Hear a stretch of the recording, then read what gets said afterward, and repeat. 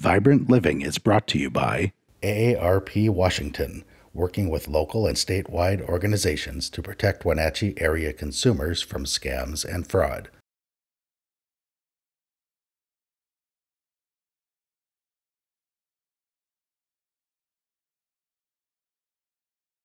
Hello, I'm Dave Tosh. I'm the Executive Director of the Wenatchee Valley Senior Activity Center. I've been the director for about 8 years, and I have lost count of the number of times seniors have come up to me and talked about a scam call or something that they have received in the mail that doesn't look right. And we all know that this has been an ongoing problem in our community, but not just our community, it's pretty much everywhere. And so we've been trying to advise our seniors as to how to handle some of these situations.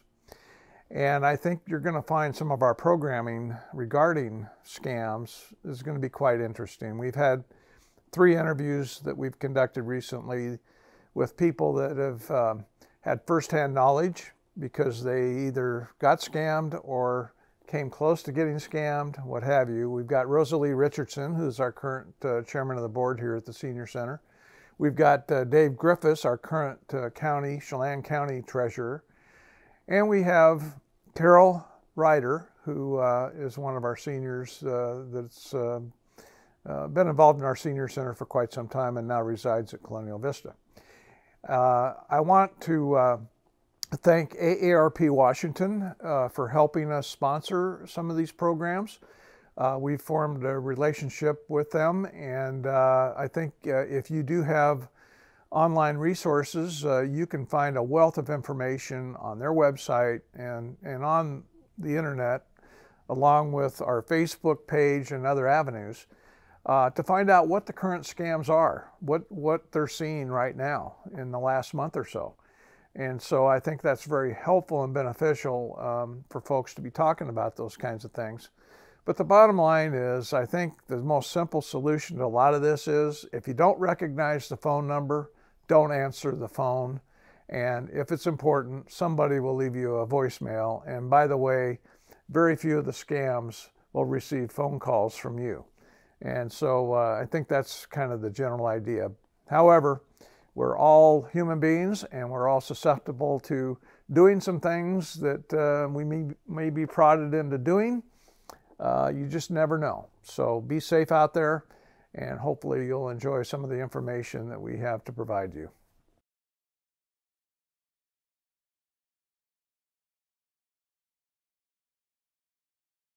My name is Rosalie Richardson, and I'm a senior. I've lived in the Valley most of my life, and I never really thought I could be scammed because I have a background in my work that in law enforcement, and I should have known that this was a scam. However, the scammers are very, very clever.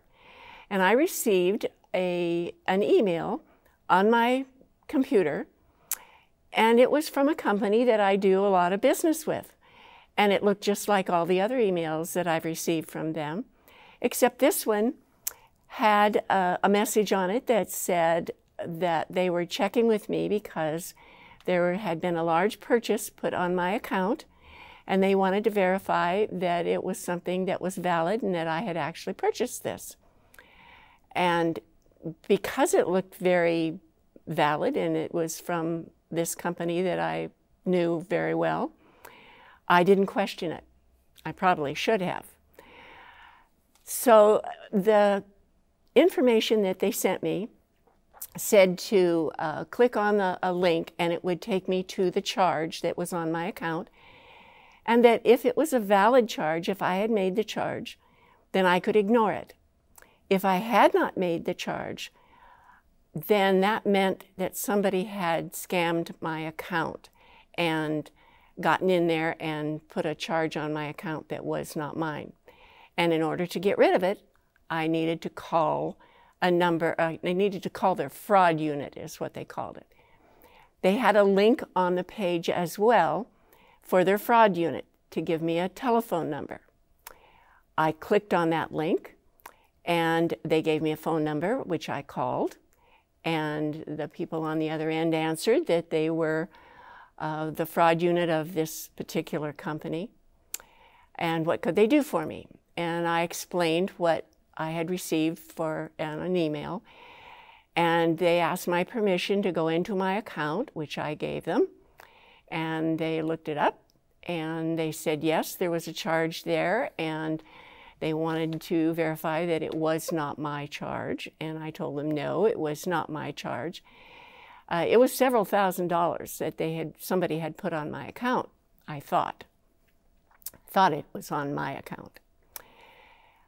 And so I asked them what I should do, and they said, well, that they needed to look at it, and they put me on hold for a minute or two and came back and said that it was worse than they thought, that it was not only a charge on my account, but that there were hackers that had hacked into my computer, and that I needed to shut my computer down so that they could try and get the hackers off.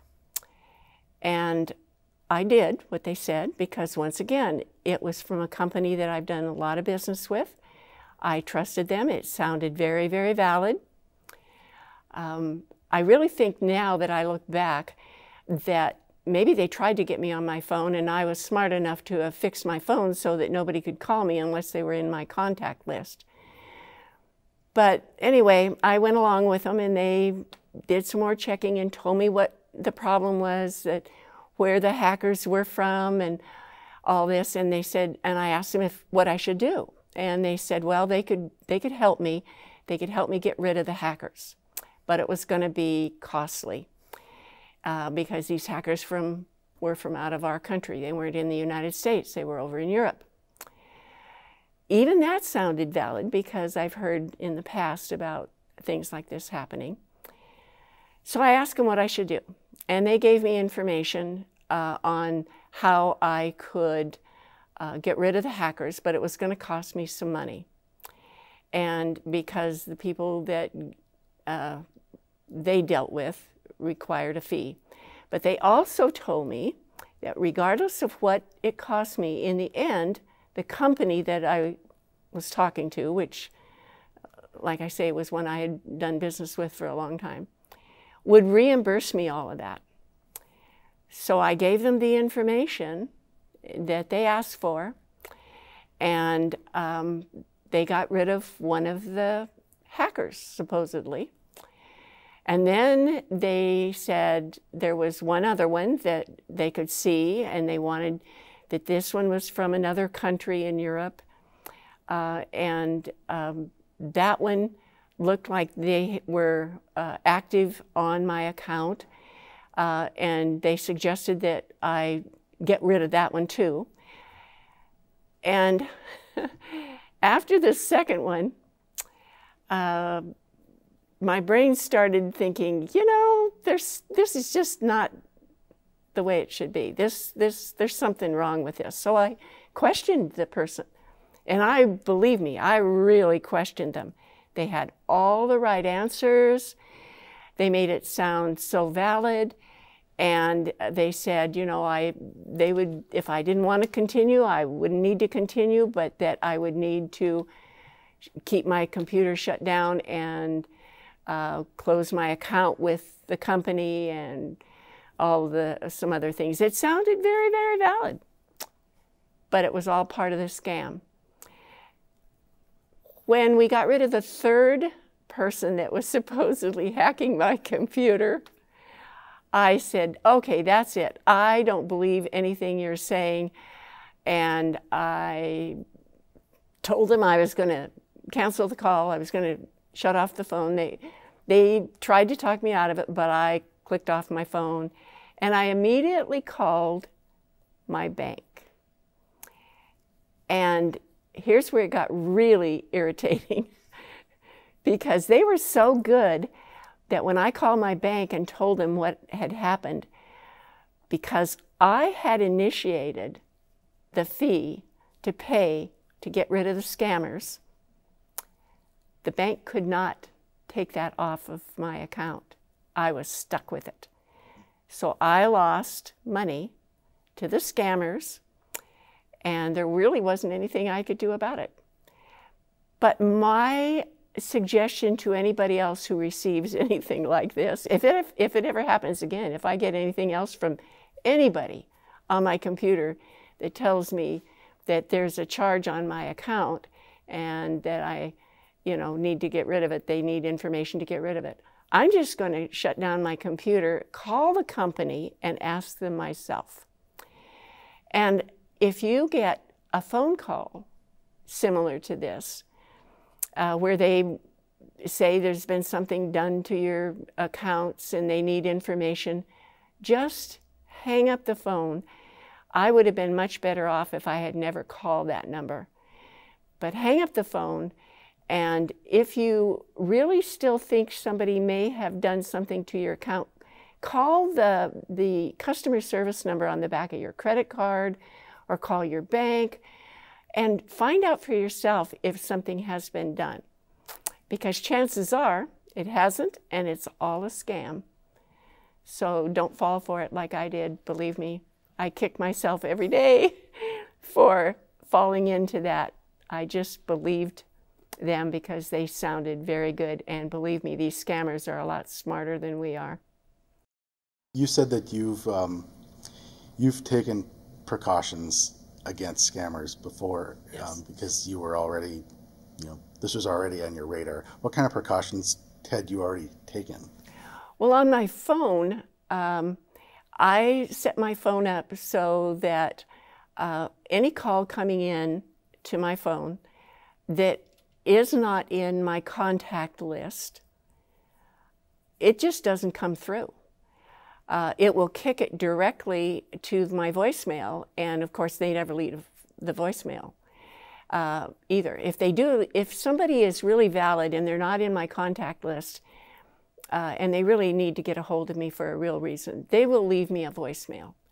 And then I have the opportunity to listen to that voicemail and decide if I want to call them back or not. If I don't know who they are, of course, I'm not going to call them back. But that's what I did with my phone. As far as my computer goes, my computer is set up with very good virus protection, and it's well worth the money that I pay for that. But because this group went through a company that I recognized, and believe me, the email that they sent me looked exactly like the emails, had all of the headings for the company, had it down pat, and it looked very authentic. But now, if I get any kind of an email that says there's anything, I call them direct. I've gotten information from my credit cards. They've called me and said there's something on there. And I say, thank you very much, I'll look into it. I hang up, and then I call the customer service number back to check and make sure that it actually is valid. Aside from talking to your bank afterwards, what additional steps did you take to try and recover your money or get to the scammers? Well, there really wasn't much I could do because, unfortunately, I paid them directly out of my banking account, out of my checking and my Visa with my bank. Because one of the charges was on my Visa, I contacted that Visa that is with my bank, my debit card. My debit card had to be changed, of course, and I didn't have to change my bank account number, but I did have to change my debit card and the Visa that I have with my local bank. And they gave me new numbers and canceled the others, and that was it. But if I had used a credit card to give them their money that I was supposed to get back, the credit card would have had to I would have had to call the credit card, have it canceled, and they would have issued me a new card with a new number. Did you involve the authorities at all, or did you take a step like that? I didn't. I have to be very honest. I was very embarrassed by this because I am one that is always telling people, don't answer the phone, don't get caught in these things. and here I get caught. Chances are they couldn't get through on my phone because of the way I've got it, so they decided to go through my computer. But the one thing I've learned about this, I thought I was pretty good about reading people and knowing when I was going to be scammed, and I was not. They are very, very good at what they do. Could you describe the callers at all? I mean, did it sound like it was coming from another country, or? No, they sounded very authentic. When I called the number that they gave me for their fraud unit, supposedly their fraud unit, the way they answered sounded very valid. You know, they gave me their name. They said, this is such and such on the company. I'm not going to tell you who the company was. Their fraud unit, what can we do for you today? I mean, you know, and I told them what was going on. They sounded very authentic, and they did not have an accent. And that's why I guess maybe I believed them even more. If they had had an accent, I think the bell in my head would have gone off, and I would have said, oh, this is not accurate. This is something that they're trying to scam me with, and I would have hung up. But no, they were very good at what they did. It's so hard to tell now too, because a lot of companies use outsourced help like that, or call centers in other countries, and yes. So, you know, I mean, totally legit calls I've gotten, I sound like they're coming from India or, you know. Well, that's true. That's true. You know, if you call a number on your cell phone or on your credit card, for instance, and you get somebody, chances are you're getting somebody from the Philippines or from another country, because they have those people, they hire those people to take those kind of calls. If you have trouble with your TV, you know, if my TV isn't working, or my the box on my TV isn't working, and I call, chances are I'm going to get somebody from another country to help me fix it. So it wouldn't have really, probably wouldn't have surprised me to have somebody on the phone that had an accent, but no, these guys sounded very American. Don't do what I did. I should have called the police and told them, but like I say, I was embarrassed. Should have known better, and I didn't want anybody to realize how silly I was to do this, how stupid to be scammed. Fortunately, you've talked me into doing a video so that hopefully other people will learn by this and not answer their phone and not go into something on their computer that is like I did. Hi, we're calling from Puget Sound Energy. This is your final notification before disconnection of service scheduled for today. Due to non-payment, please contact Puget Sound Energy customer service line at 1-800-898-8905 or press 1 to direct you to the next available representative. Hi, this is Gary Arsenault, Chelan PUD Commissioner. I'd like to share with you 3 tips about scams. If a caller demands payment today, hang up and call the PUD. And number 2, if it's after business hours, you can be sure that's also a red flag. And number 3, if a caller asks for a Social Security number or prepaid card, do not give it to them. If something feels off for any reason at all, hang up and call the Chelan PUD at 661-8002. Thank you to AARP Washington for sponsoring this message.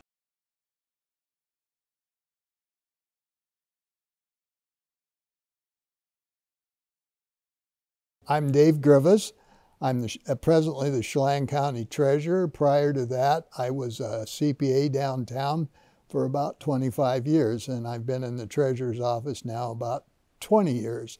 A great deal of our responsibility at the county, in the County Treasurer's office, is trying to prevent our Chelan County bank accounts and warrant accounts from being hacked by fraudsters, both online and by more especially from scammers.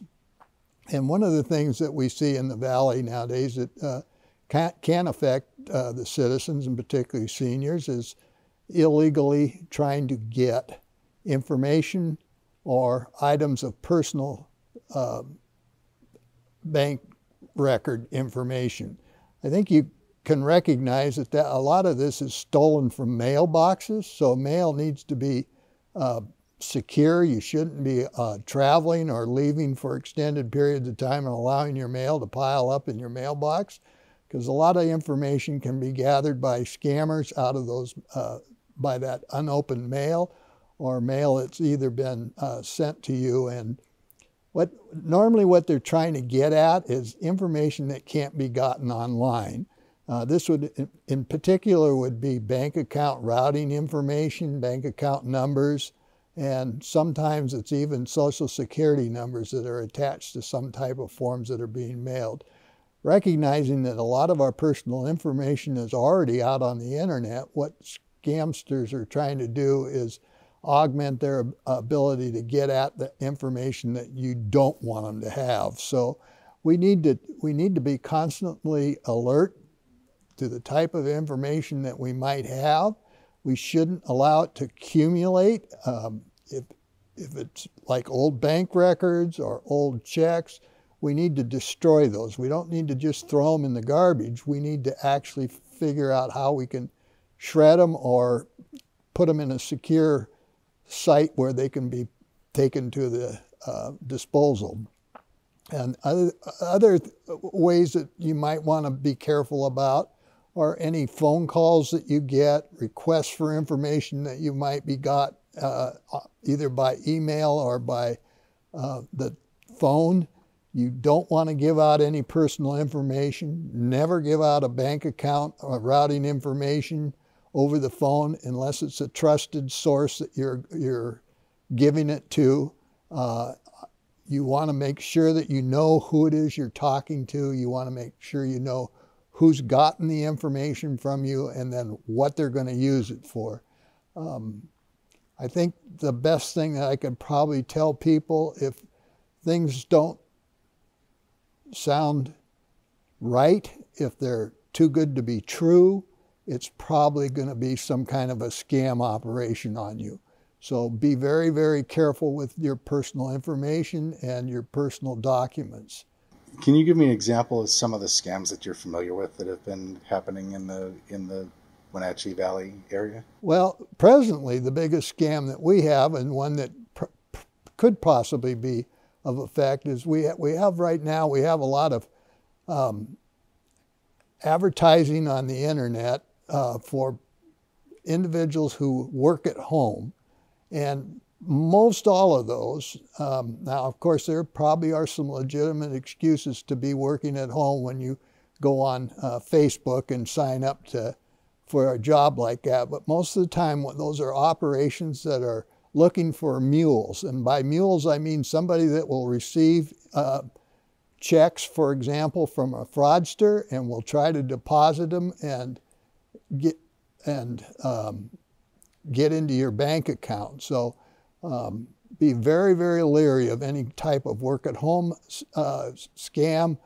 If you are thinking about trying one of these, you might want to have a background run on the outfit that you're going to work for and see what kind of a scheme they have for earning money and whether you think it's legitimate.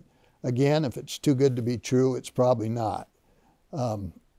Another thing that we've seen here lately, and is particularly hard on us, although we're a business and we're dedicated to trying to protect the taxpayers' money, we have been, of late, had a number of checks that have been stolen over a period of years, and I'm talking back in 2016, and they're showing up right now in 2021 and being passed off or trying to withdraw money from our bank accounts. Now we're able to stop those, but then we work 24/7 at trying to stop them, and most individuals are not fortunate enough to do the same as we can. But one of the ways that you can do this and protect yourself, and it does take a little bit of work, but you would be surprised how many people don't actually balance their bank account.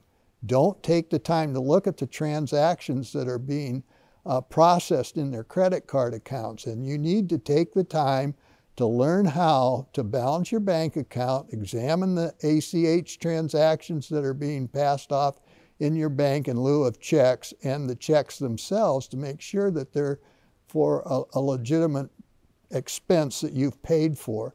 Likewise, with the credit card accounts, you need to remember that sometimes when we go online and we use that credit card, we're not really in control of where that credit card information may end up. So if you're not comfortable with the company you're buying something from, I mean, Amazon obviously is a reputable company, but if you're buying one from somebody who you've never heard of before, you might want to be real careful about who you're giving that credit card information to and how it's being used, and then watch your credit card bills to see how those credits come back. And also, you want to take those credit card charges. Sometimes one of the things that I've noticed is that if once a credit card charge is used on you, it may reoccur in following or subsequent months, because they have the ability to turn those into some type of a payment process.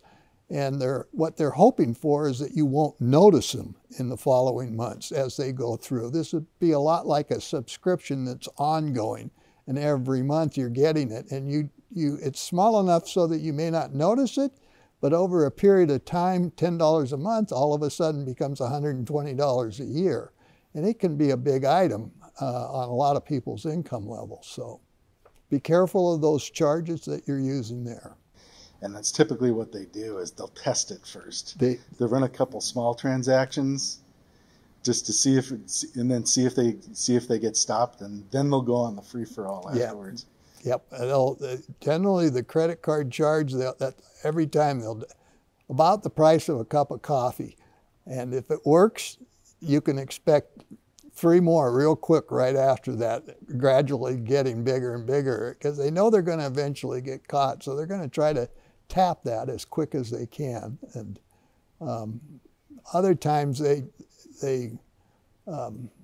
just go for the glory right off. So. I know there are some ways that you can, especially for like shopping online, depending on the credit card that you work with, there are ways that you can get one-time use numbers. Could you talk about that? How much do you know about that? Well, special account numbers or special ways to make charges. Each individual bank that I'm aware of will offer different opportunities for, particularly depending on the size of the payment that you're going to make, will offer opportunities to have a special credit card that you can use for online purchases when you know that you may be subject to some type of a scam. Which brings to mind, whenever you travel, even if it's inside the United States or inside the state of Washington even, and you're going to be gone for an extended period of time, you might want to give your credit card company enough information that they can tell when those charges are happening, that they know when they see charges coming from New Orleans that it very easily might not be you. And that's happened a number of times with different charges. And we run probably about 60 or 70 credit cards at the county, and we are constantly monitoring where those credit cards are being used at with the help of the bank. The first thing that should happen if you catch a scam in process, or if you realize that one has happened, don't ignore it. You need to make people aware that it's happening, and this can be your financial advisors like your bank or your spouse or even your siblings or children. Because once that information has been used and successfully, you can probably count on it being used against nefariously on you. Another thing you want to do is if you have any kind of contact, particularly with AAR be in the state of Washington, you can call on some resources that they have available that might help you kind of resolve the issue if it's something that can be traced backwards and recaptured. They will certainly help you with that. So will in some cases, the local police, and there might be some other legal remedies that you might be referred to that might also help. But the secret here is not to keep that information secret to yourself through embarrassment or procrastination. Let people know what's happened, and invariably what will happen is somebody will come forward and say, well, that's similar to what happened to me, and here's what I did, and here's how you can take care of this issue. And that helps. I think any type of organization that's offering fraud protection or credit protection or mortgage protection, all of those entities are, they charge a fee for their service. The service they're generally providing is not something necessarily that you can't provide for yourself if you're willing to do your homework and due diligence. At the same time, depending on the cost of those fees, some of them for particular individuals are of value, so they should be taken into consideration and used. And these would be things that protect you from either check fraud. When you order new checks, you might want to consider putting that armor on the checks that are written. But at the same time, remember that nothing is stronger than you reviewing your bank statement either online or when you get in the mail. Balance your bank account, review your transactions, look at the information. Don't just stick it in a drawer and go on about your business. You need to kind of pay attention to what's happening in your financial world. And this brings to mind another point that we want to kind of talk about, because so often individuals, married couples, one party or the other, will rely on the other one to do all their financial dealings. And oftentimes what we find is if a spouse loses their loved one and that was the one that did all these financial transactions, they are left in a place in life where they really don't know how to file their tax return, where their bank account is, how to balance it, where all their financial information is. Oftentimes we find that they don't even have a will. So you need to stop and think about some of these things while you still have a chance. Be sure you have a will. Be sure both parties know where the will is. Be sure you make a list of all your bank accounts, life insurance, and investments, who your trusted parties are for each one of those entities, so you can seek help if the time and situation needs. And that's kind of a life lesson. Law enforcement is always a good option to seek advice from. The problem is that they get overwhelmed with fraudsters, and there's only a limited amount they can do with them. They can't really, unless it's a serious financial crime, they can't really chase them too far. And of course, they're limited by jurisdiction, and fraudsters know that. So usually what's happening is that the fraud is being perpetrated by an individual outside of the state of Washington on an individual inside the state, and that really limits their ability to chase those people and seek out restitution. But by the same token, there are organizations we belong to that might have somebody that can help you resolve those issues. Well, the only thing that I'd remember to say in conclusion is, if it sounds too good to be true, it is. And somebody is probably trying to seek out or get information from you that they're going to use in a nefarious way. And it can seem perfectly innocent at the time, but once the fraud takes place, you'll recognize how the information was gathered.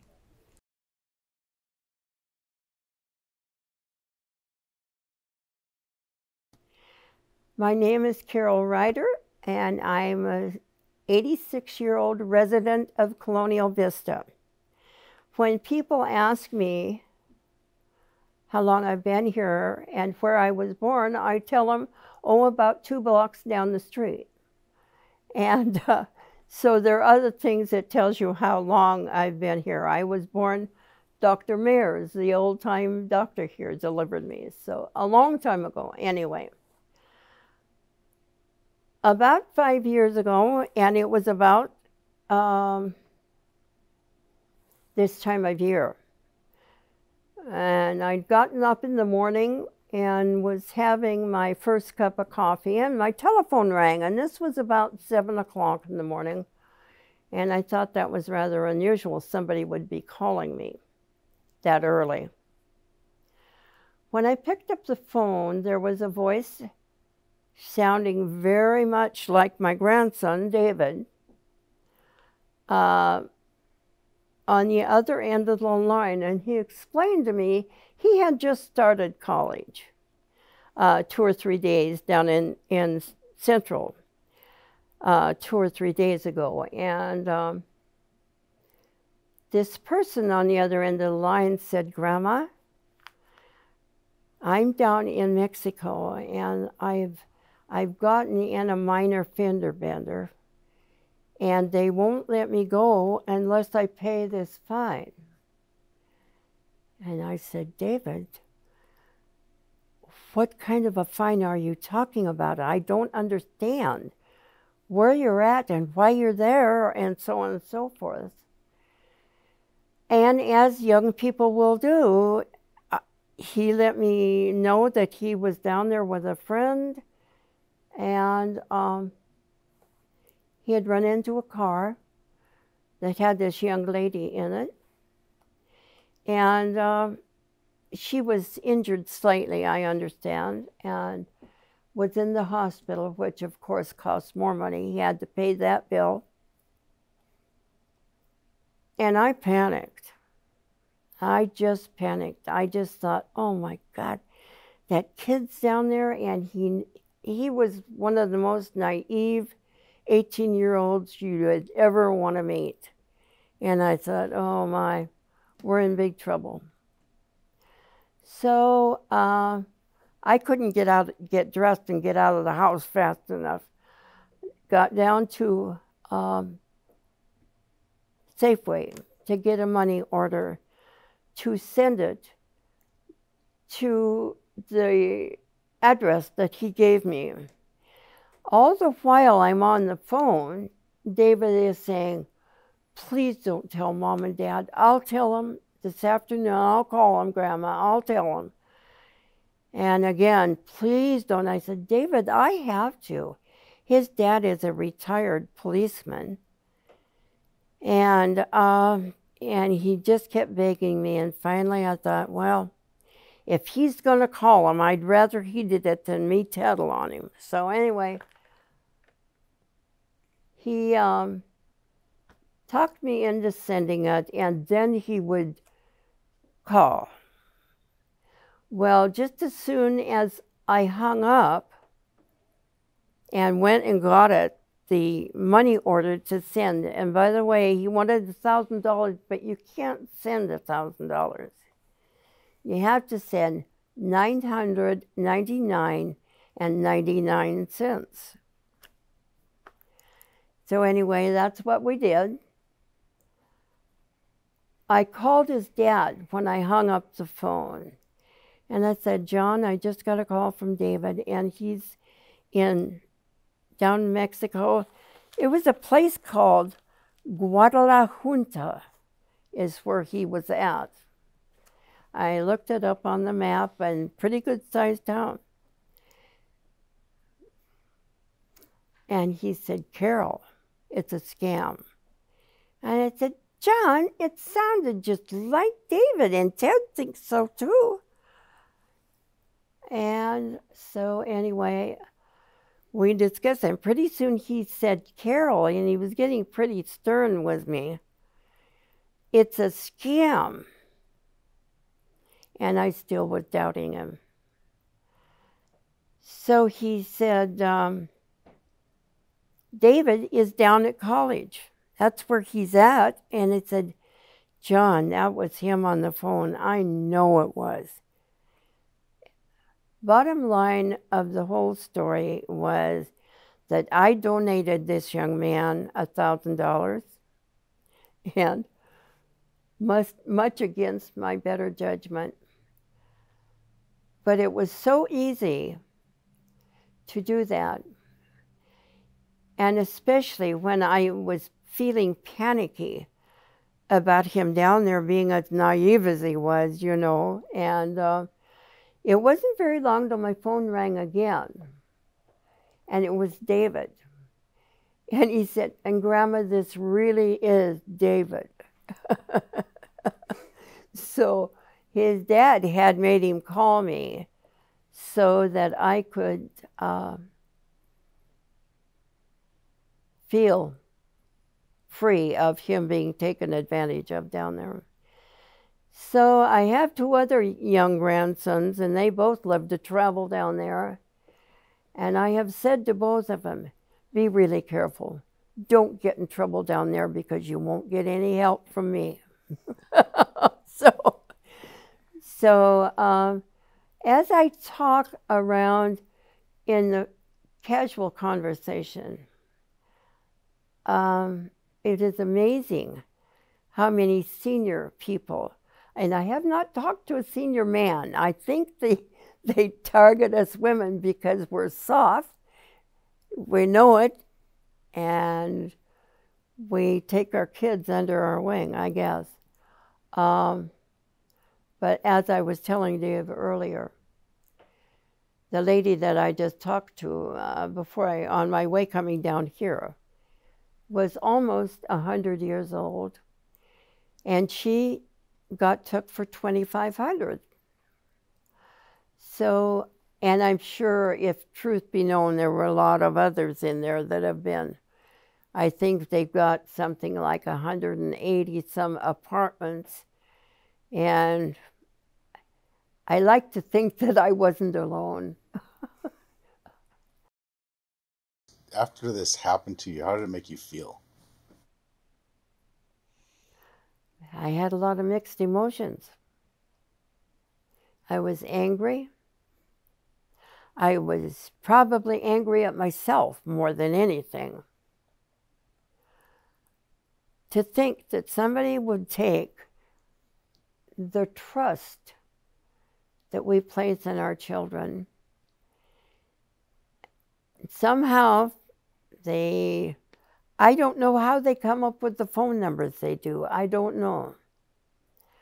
But I know that when you call me, henceforth, if I don't recognize the number and I don't recognize the name, I don't answer it, period. And people who know me know that, so they find a way to identify themselves, because otherwise I won't answer it. And I'm getting a lot of calls. You would be amazed. I have a code book there, and I look up the area codes all over. One place called Antioch, Illinois. I get a lot from them. I get some that really make me mad because it's the police, something or other that I can't even read. And I think, they're the very people that tell you don't fall for this stuff, you know. And then they've got something, police, whatever it is. So they're still at it, whatever. And I just don't play the game anymore. I was so grateful to see David again when I saw him right after that, because it still was like it wasn't quite real. I would have still almost argued with his dad that was him on the other end of the, you know, and yes, I felt badly about it. What would you say to other seniors that may have fallen prey to this? I have since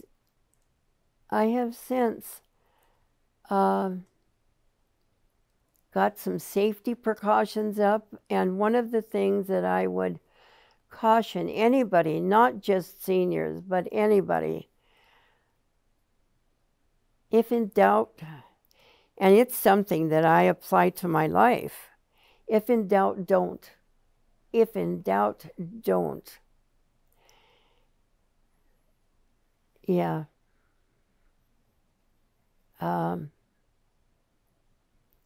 One of the safety features that I would caution people, if they think there's a possibility that they're being scammed, ask them, tell me your mother's name.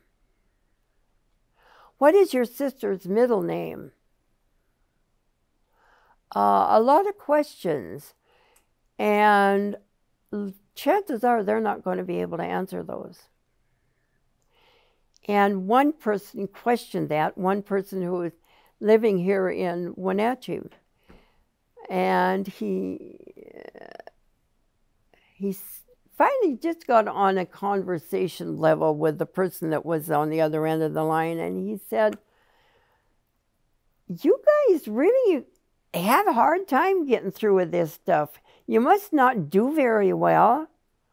And the guy said, you'd be amazed. Yeah.